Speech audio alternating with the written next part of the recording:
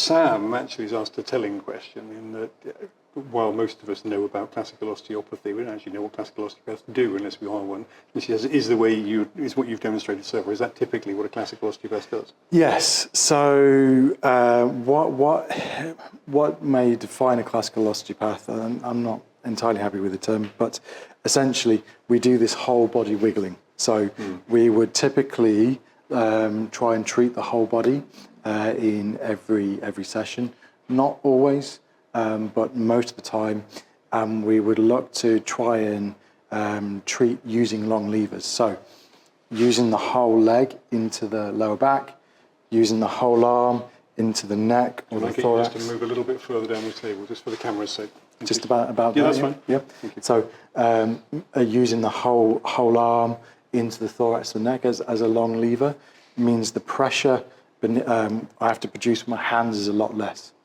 Whereas if I have a short lever, I have to produce a lot more pressure with my hands. Now that's not to say short lever techniques are wrong.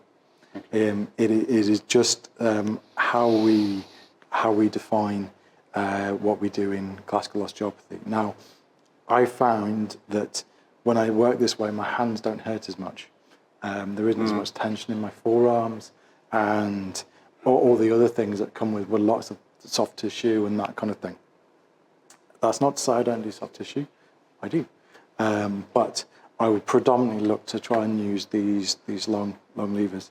I was giving a talk in BSO UCO, and I was saying to them, there's this thing of there is the one way, there is right and wrong. Now, really, I would suggest moving beyond that to what model are you using, and is what you're working informed by that model. So with classical osteopathy, yes, we would use those long levers, and we look for that gentle wiggling. Could I get you to turn onto your front? Yeah. If that's okay.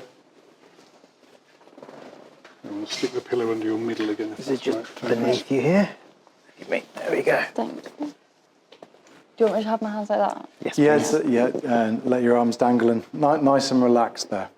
So what we would do is typically what I did there, treat the arm and the leg, both sides. Then we would do something similar with the neck, but I would come back down and then just let your legs relax there if you can. That's it. And again, I've got very similar sort of leverages. I can really explore movement in the feet and the ankle as well. And I'm just getting a sense of what is that movement through the leg into the lower back and into the pelvis during. And again, I'm looking for a listening for a response in the tissues and things. Now, it might be that I as I'm working, I find that there is stiffness, say, in the ankle or in the foot, and then I can come and look at that. But I can then go back to that global approach. So I might look locally, but then come back and look globally. Yeah. So I'm always trying to integrate those two things together. So movement-based, and sometimes I then might focus, where I might use short lever, and then again, but take that into that wider pattern again. So I'm not just looking to treat one bit in isolation, but try and have effect through the whole thing. Mm-hmm. And this sort of whole body wiggling is what that's trying to achieve, really.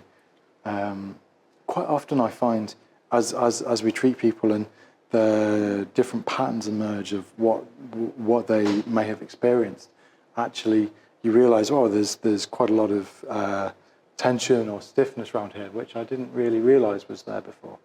And this way of working enables you just to constantly sort of double check your work, as it were.